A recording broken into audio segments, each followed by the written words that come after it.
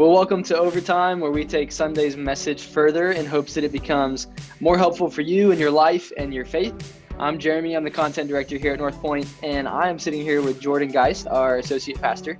And Jordan just finished doing part 4 of the series that we are in called In Your Head, the battle with mental health, depression, and anxiety. And it's been an awesome series, so many helpful things coming from it. But we're going to continue, and really we're going to be wrapping it up today because this is the last podcast as a part of this series. But before we jump in, Jordan, how are you doing today? I'm good, man. I'm so excited for this convo. I've had a lot of passion for this series. And so, yeah, I'm excited to chat about it. Yeah. I've heard you talk about doing a mental health series for quite some time now, because I know you've just been on the other side of so many people who have wrestled with stuff like this. And it's definitely a felt need pre-COVID, right? And now, post-COVID, it's not even post-COVID, but just it's a big deal right now. Yeah. That's what have been pushing and saying for a while. Is I think, I love our church in the aspect of like, we are willing to take this kind of holistic approach with it, which I think has a little bit of a kind of a fresh space. I do think some try to get real self-help and control it all on their own, and some way try to over spiritualize it. And I like this kind of middle ground we've landed in the series. Hopefully it was helpful to some people. But yeah, it's at this time in particular, like you said, feels like as important as ever to dive into it. Yeah, for sure. Well, on part 4, you unpacked a lot of different things, and it was a lot of content, so many different helpful pieces that you were talking through. One of the ones I wanted to hone in on today, and this might be a little bit of a recap, was the whole concept of parts.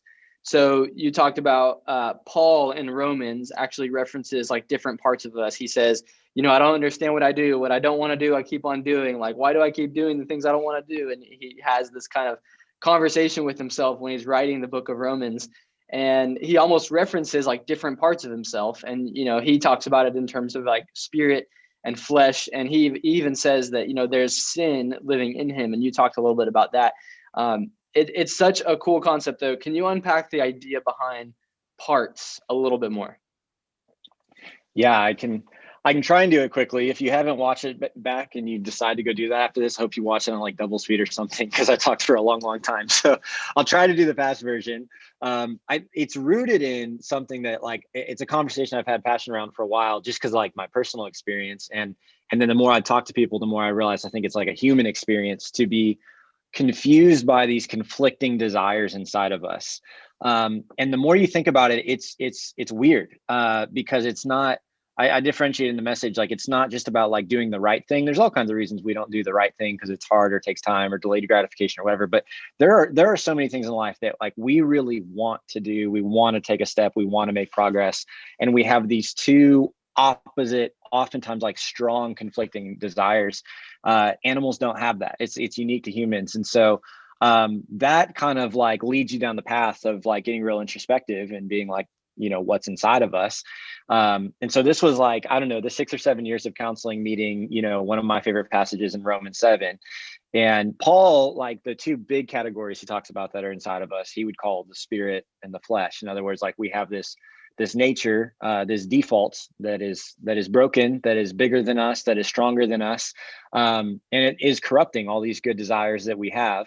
And at some point in life, like you'll just realize like you can continue to try to control it and be stronger than it and outthink it and outsmart it. But at some point it's going to break us all down, because you can't do that. And that's where, he says like, what will or who will deliver me from this? And his answer is Jesus. His answer is like, when you invite Christ in, all those parts of you are healed. But that's kind of like a spiritual explanation. I think if you're here and you're like, listen to this and you're new to faith, you're not sure what you think about faith, I still think there's so much that's relatable in there to say there are these conflicting desires inside of me.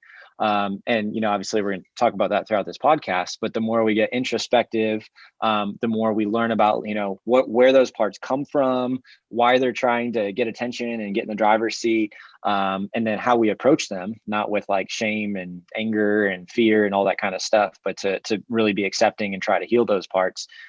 There's a lot of progress that you see people make, and it's really exciting. It's really helpful. Yeah. No, I thought that was a pretty good short recap. I thought that was really well done, man. I tried. I don't know. Made it more confusing, but no, it's good. I personally, I've heard you talk about parts multiple times now, and I personally like it because I feel like it de-dramatizes a lot of emotions we feel. Because, for me, as somebody who's a thinker, I wake up in the morning and try to do like a journaling routine and write down what I'm feeling.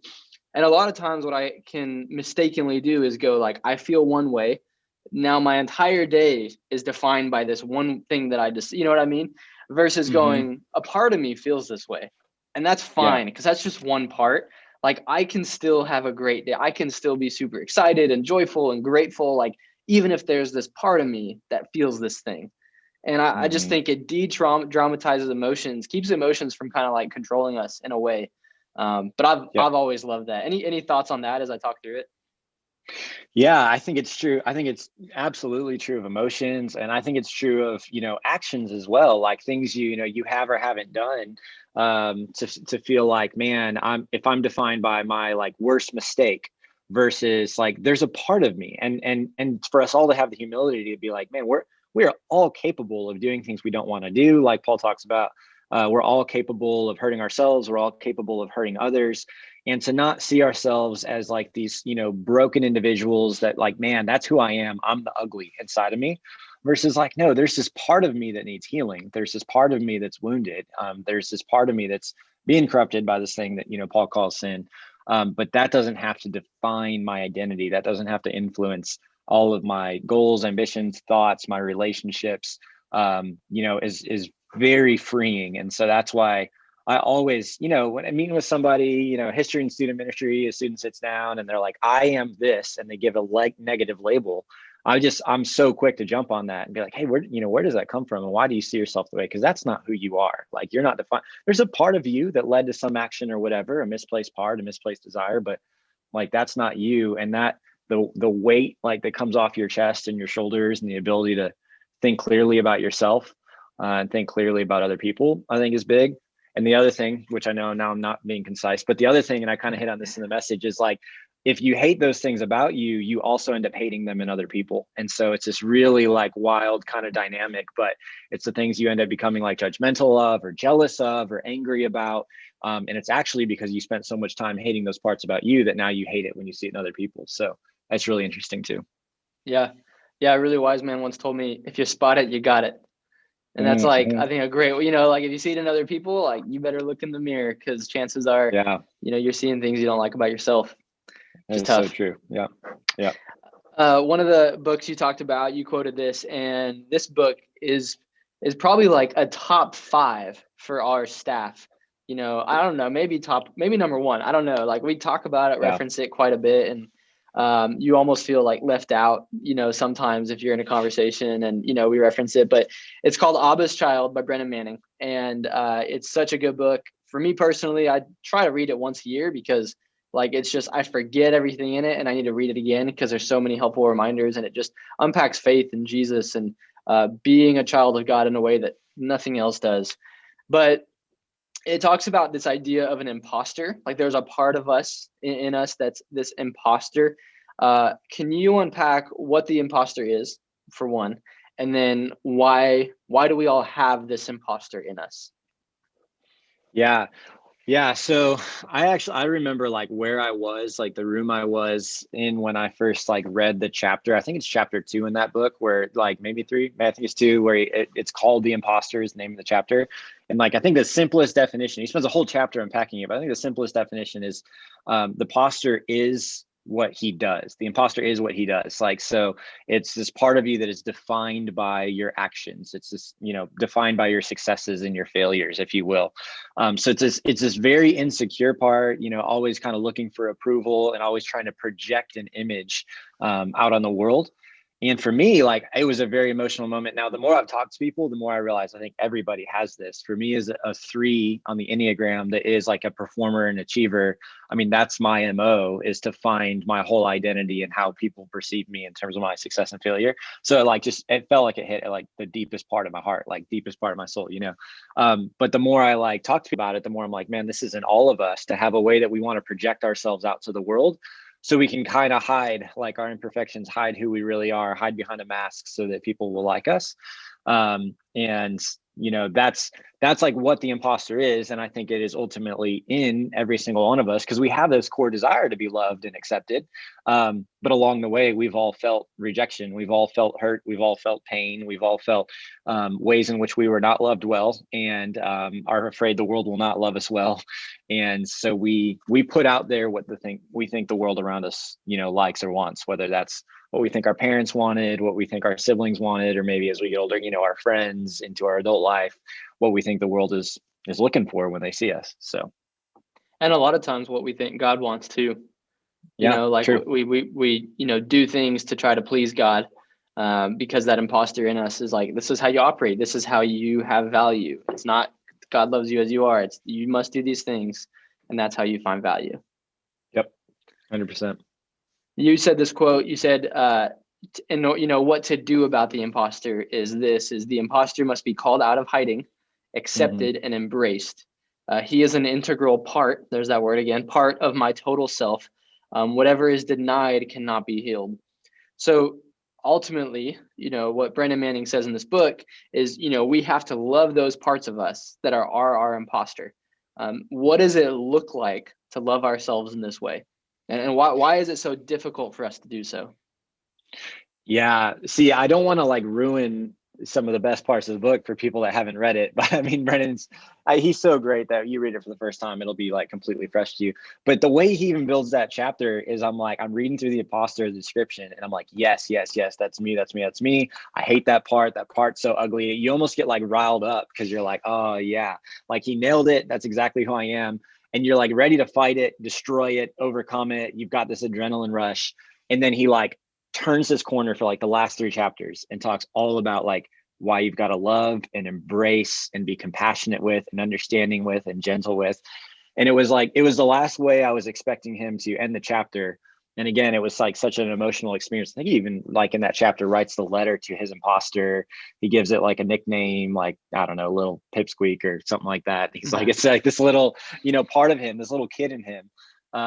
And the paradigm shifting part is like, the end goal is to not beat up. It's a part of you, in you, it's a misguided part of you, but the goal is not to beat yourself up. The goal is not self-harm or self-hatred, because all that does is it creates a cycle of shame that you get stuck in. And I've been stuck in those cycles for, endless periods of time before. So I know exactly what that feels like. But he's saying the goal is not to beat it, because then you're just like beating yourself. The goal is to heal those parts of you that need healing, that don't know where their identity is, that have been hurt or wounded or betrayed or whatever it might be. And to say like, I want to understand what it looks like to really like get those parts out and have those parts experience like real love and acceptance, which, he would argue you can't find in the world. You can really only truly fully find in Christ. And that's kind of where, the rest of the message kind of went to and led to. So I don't know if that was your full question. Yeah. But yeah, no, I mean, that feels like that hits it pretty hard. I think that for me, one of the reasons I think it's hard for us to love our imposter is because in order to love our imposter, we have to admit that there's something broken about us, and broken about us that we can't necessarily just like fix on our own. Because I think I had the same experience when I read that chapter. I was like fired up, let's go. I'm going to beat this thing. Like, it doesn't have a hold on me. And then all of a sudden it's, whoa, this thing is me. And I have to accept that like I am fighting, I'm fighting for love in this way, but I've got to ultimately like accept that broken part of me. And in order to do that, you have to admit that you're broken. And, I think letting go of pride and all of those layers is so hard to do. Yeah. That was kind of the last part of you just said. The last part of your question was like, how do you love yourself? Which is, I think culturally, like it makes that confusing right now, because there's a lot of this like language out there about talking to yourself about how amazing you are, and having these great, I'm pro positive affirmations and stuff like that, but I have my own set, but they're a little bit different than just saying like, hey Jordan, you're a boss. They speak more to like my identity and those kinds of things and who I am in Christ, because the reason we are like lovely and lovable is not because of our successes that we bring to the table. It is who we are in Christ. And so I do think what makes it difficult to love ourselves is like looking to the wrong places, like looking to the wrong areas is certainly one of the things, like looking to our list of successes and not having been loved that way, you can kind of only love others or love yourself in the way you've experienced that love, which is why we keep, pointing back to Jesus and all of this to say, like, when you've experienced, the more you experience the way he loves you, the easier it is to love yourself. And any other just trying to tell yourself you're great or awesome, I just think that falls short. I think that's very temporary. It feels kind of cheapened. It feels kind of, fake. I think there's something like deep and foundational and valid about the way that Christ loves us. That is where our ability to love ourselves ultimately comes from. Yeah. So. Yeah, that's really good. You mentioned at the end of your message a couple of ways. You talked about this idea of we have a new operating system. Like when we place our faith in Christ, we choose to follow Jesus. It's like all of a sudden we adopt a new operating system. And Paul says in Romans 8:6, he says, the mind governed by the flesh is death, but the mind governed by the spirit is life and peace. And so it's like pre-Jesus, we have this mind governed by the flesh, and it's not death in the sense of, literal death, but it destroys things in our life. Like when we just follow every desire of our heart, it can have a death in relationships, in our finances, and, in so many different aspects of our life. The mind governed by the spirit is life and peace. This is that new operating system. Why? If we're, you talked about a couple different ways in which we can operate out of this new operating system. One, placing our faith in Christ, getting curious about you, being introspective, some of the things we've talked about, counseling, journaling, spending time with God. Why do you think it is so difficult for us to operate out of the spirit? In other words, operate out of our new operating system? Yeah, that's a really good question. I feel like, there's a lot of answers. The biggest feels like it's just what we know is the old operating system. It's just our comfort zone, if you will, is the way we've always kind of done things. And so even if it's painful, it's familiar pain. It's like, we know how this goes. We know this cycle. And so it's really easy to get stuck in that. It's really easy to go back to that.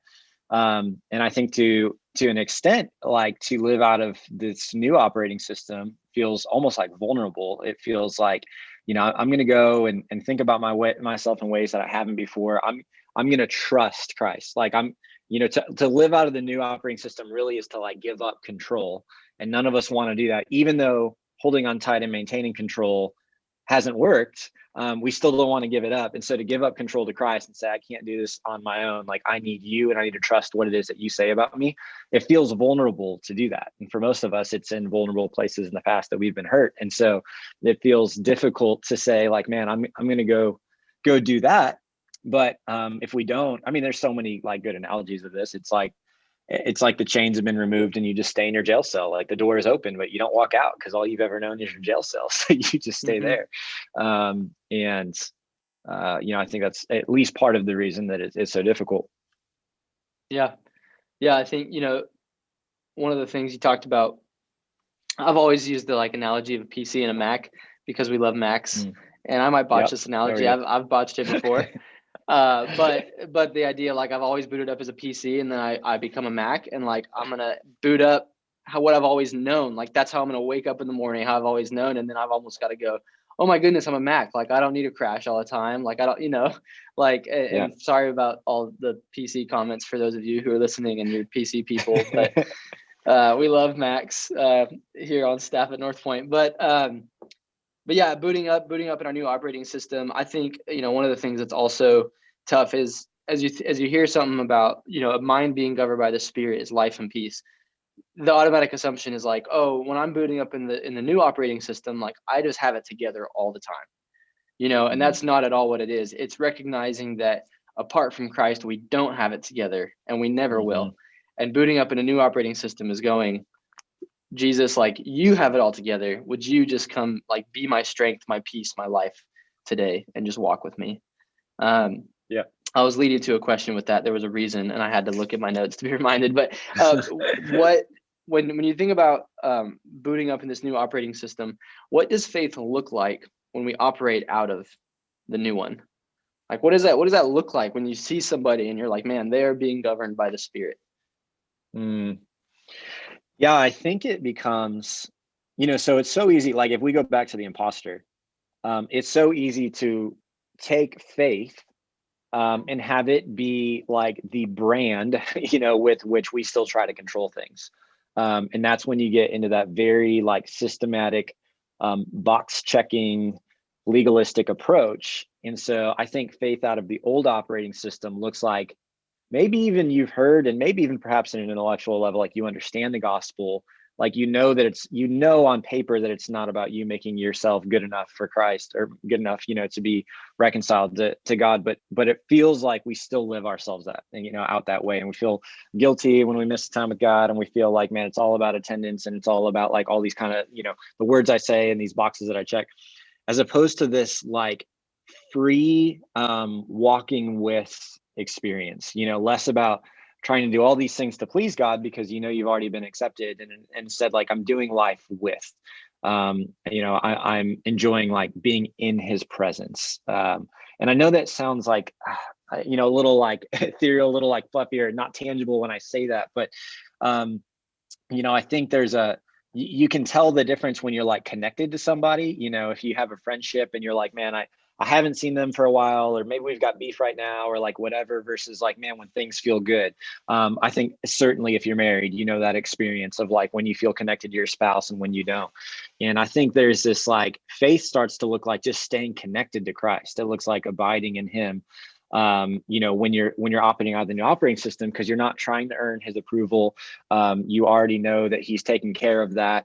That your security is in him, your identity is in him. And so there's this very, free, this very big, bold faith, this very like, I'm going to love others as he's loved me, because I'm not trying to earn his approval anymore. So I'm free from a secure place to love those around me. I know that's not like a direct ABC answer, because I don't think it is that systematic, but I think in the simplest way, instead of trying to earn his approval, it's living with Christ now. Yeah. Yeah. I think you said, yeah, I think it's not systematic, but those are a lot of good examples. I think one for me that I don't know, sometimes this is true, sometimes it's not, but sometimes spending time with God can be a very much so like I have to spend time with God. And that feels like a very rules-based faith thinking. And I think allowing our mind to be governed by the Spirit and experiencing the life and peace that comes from that, what that looks like is getting up in the morning or whenever it might be and just going, man, I need to spend time with God. I get to spend time with God, because I know that if I don't, like I feel like I'm walking around blind in the dark sometimes, and so that kind of shifting from I have to kind of I get to, or I need to, because I know it's such an integral part of my life, feels like a big part of that as well. Mm-hmm. The last question I got, one of the big components of mental health, as we're wrapping up this series, learning to love and accept ourselves. It's tough to do that when we don't know why we are the way we are. We don't know who we are, our like personalities, our wirings, why we think the way we do as a result of perhaps our upbringing, perhaps things that have happened in our life. Becoming more aware of ourselves, self-awareness is where I'm getting to with this. Where have you experienced this for you, this whole self-awareness thing, or this growth in self-awareness, and what resources and tools would you point people towards in hopes of them becoming more self-aware? Yeah, I mean, I feel like there's a couple predominant areas. One of those is trusted friends and trusted mentors that I would argue you almost seek out and give permission to speak into your life. Like, hey, I want you to reflect what it's like on the other side of me, like ask the question. Otherwise, you can feel like kind of a jerk just giving somebody feedback. But if it's like, I want you to tell me, like, when you're seeing these things, I want you to call me on these kind of boundaries. I want you to, you ask them good questions and they'll tell you the truth. I feel like, those have been some like incredibly helpful relationships. I plugged counseling a little bit at the end of the message, and I wish I had like a longer time to just go on and on about it, because I just, I remember Emily told me once, and granted, she is now a counselor, so this is funny, but this was like in high school, and she made the comment about how helpful counseling had been for her and her mom when her, mom passed away, and going through that experience. She's like, I just wish everybody on the planet was in it, because it feels like if you're not going through something that's helping you process, then it's preventative for the next, thing coming in life, that you can better next handle the next chaotic move in life, or perhaps, miss out on a couple of big pitfalls that maybe you would have gone into regardless. So it just feels like if that was a rhythm for everybody, and we could somehow magically eliminate the stigma with that there has to be something major going on. If there is something major going on, there's nothing, you're just human. Like, that's fine. And even if there's not, I just think that is, such a great thing, because something will be coming. So that feels like a big one for me. But you and I were talking offline too. There are like just some simple tools. If you're like, I don't want to be in front of anybody yet. Ultimately, you're going to have to be if you want to take steps towards self-awareness. But I think, like the Enneagram, we were talking about that as a practical tool to say there's any number of tests out there, and there's so many personality tests now, but we really like that one because it's been around for a while, but two, it speaks to like core fears and core desires. So it really gets to the heart of some of the parts that are driving your relationships, driving your dreams and desires and so on, the things that might cause you stress or pain, the things that might, give you life and joy and stuff like that.